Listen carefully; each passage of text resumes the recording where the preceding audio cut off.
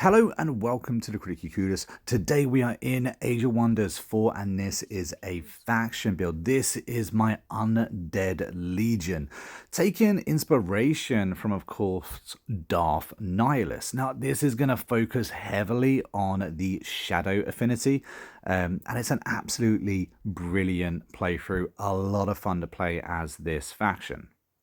And of course, if Age of Wonders 4 content is what you want to see, don't forget to hit that like button and subscribe to the channel. Now, we've gone with the humans here, and we've also gone with Keen-Sighted as our body trait. Now, Keen-Sighted gives us a plus 20% accuracy on physical, ranged, and magic attacks. Now, we're going to be focusing on magic attacks, so this is going to do us absolute wonders. Next up, we have our mind traits. Now, I have to do a quick shout out for Adaptable. Adaptable is absolutely amazing. It gets us an extra 30% experience on all of our troops. But what we're going to go for is Arcane Focus. This just is a hand-in-glove kind of scenario. Our magic attacks deal an extra 15% damage, and 15% boost is actually kind of massive. Now, like I said, we're going for a magical build. We could go down the dark route or the mystic route, but I already told you we're going to go down the shadow affinity, dealing into that necromancy kind of magic. Dark works absolutely perfect for that. We get 2 affinity points on shadow. But we get a few different abilities or perks when we pick the dark route. First of all, cities negate city stability income penalties, meaning you don't have to focus so much on keeping your city stable. Unique city structures also grant us extra knowledge, which is great for us because we want to be going down that knowledge tree as fast as possible. And then we can also take advantage of Cull the Weak. Now, Cull the Weak deals 20% bonus damage to weakened enemies. And heads up, this is a dark alignment build. We are going full dark within this one, and choosing dark does give us a -10 to that alignment. Next up, we have our society traits, and there's a number of good options. I struggle to not pick the absolutely blinding options here. You guys can go anywhere you want. We want to be focusing heavily within the shadow.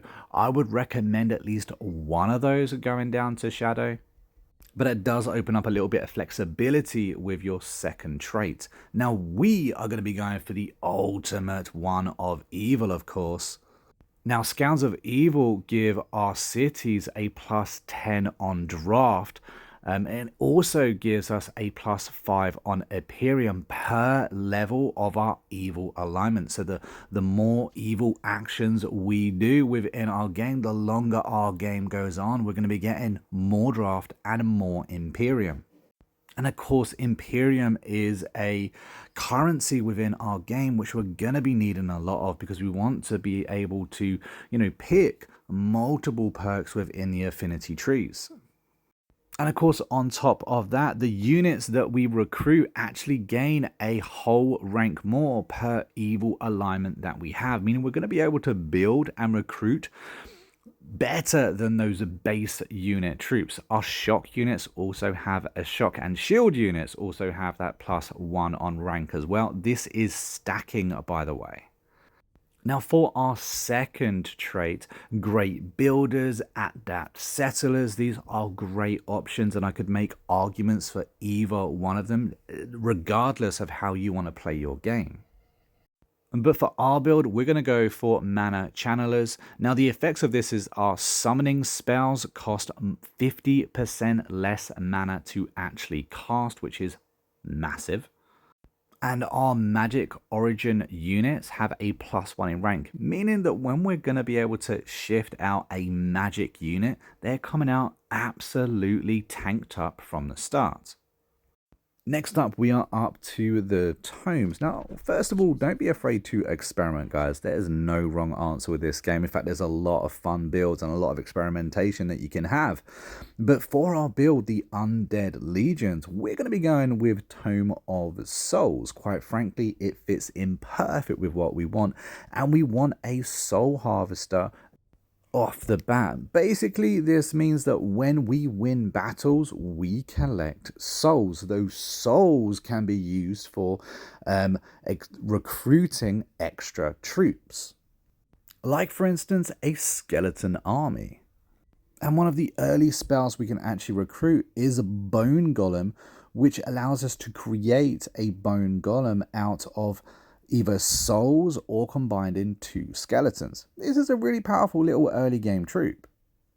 Another unique ability of choosing Tome of Souls is that with our Soul Harvester, we're actually able to reanimate a dead city. So when we go ahead and find a city ruins, we can animate it using our souls. Now, it does cost 100 souls. It's a bit of a slow grind, but it means we can do that instead of using Imperium.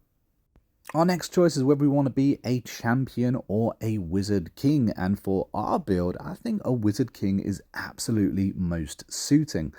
All cities have a plus 10% in mana income, meaning we're able to use our magic a lot more, and of course, pay for our summoned army, especially if we're using skeletons. It's mana cost that we're going to have to be paying out with instead of gold. And of course, with that, that is the hard part of our faction build all done. Now we have to do is make a few little tweaks. So of course, we're going for a Darth Nihilus inspired character. So all we have to do is find the correct fittings, maybe find a skeletal dude, and make him as evil looking as possible.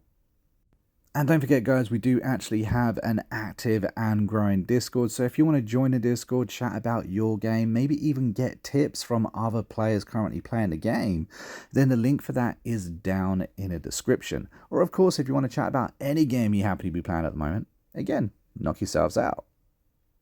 On a side note, I'm loving just how customizable your main character, your hero is.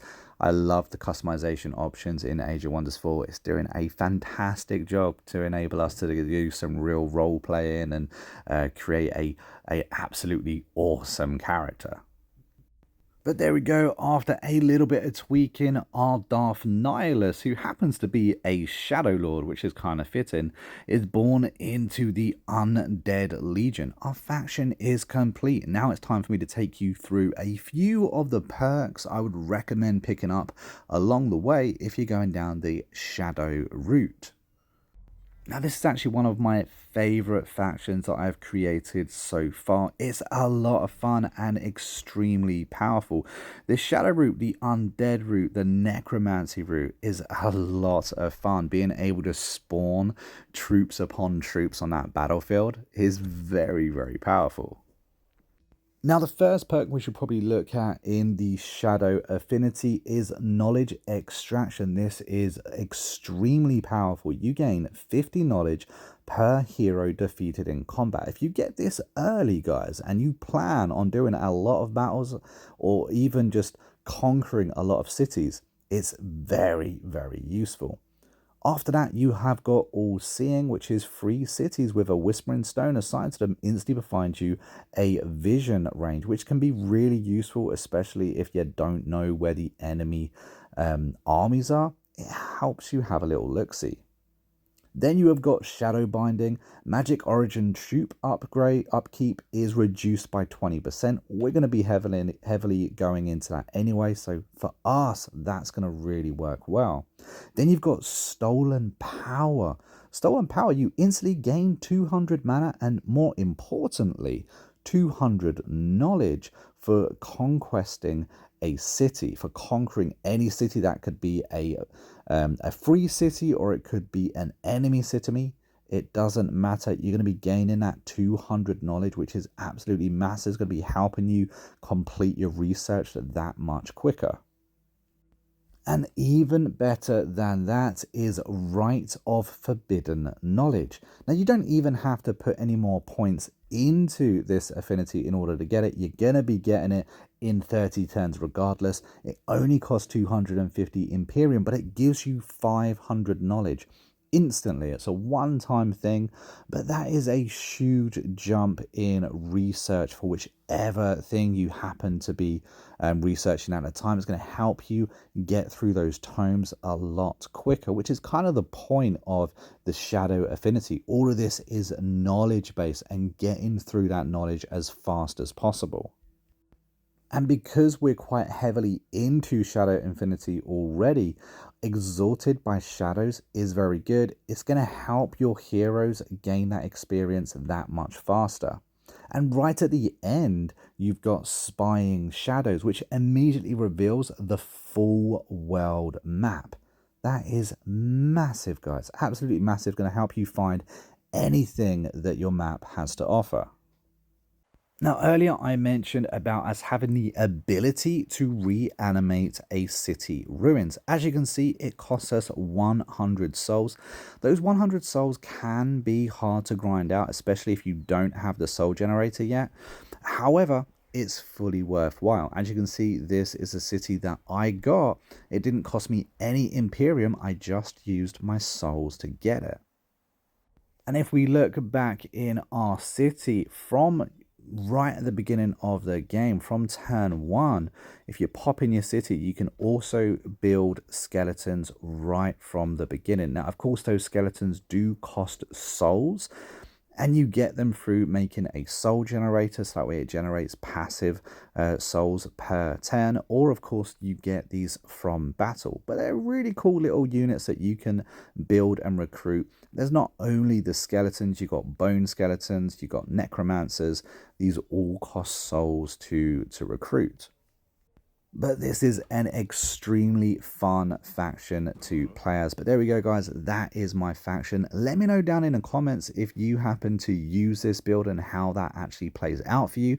Let me know what tweaks you make to this faction along the way, because don't forget, this is a beginner's guide. As you play through your game, you're going to have random things happen to your faction, and it will evolve as your time goes on. Be very interested to know how your game actually goes, and of course, if you would do something different to this build, we're very interested to know what you would do differently as well. But I have been a Monk, we've been Critically Clueless, and I will see you in the next video real soon. Until then, take it easy and happy gaming.